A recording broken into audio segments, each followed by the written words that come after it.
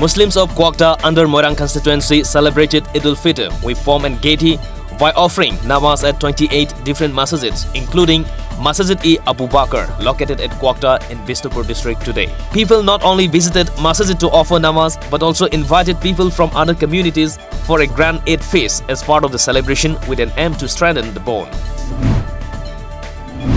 Deputy Commissioner of Bishnupur District, Nita Arambam IAS, has inaugurated a child-friendly police station for the first time at Bishnupur District headquarters today. Child-friendly police stations are created in police stations to help put a child at ease instantly when in distress during conflict situation. MLA of Thangmiban Assembly Constituency, Kumoksam Zoykishan, has threatened to boycott the upcoming Independence Day celebration if Vivishana JC members are not released by August 14.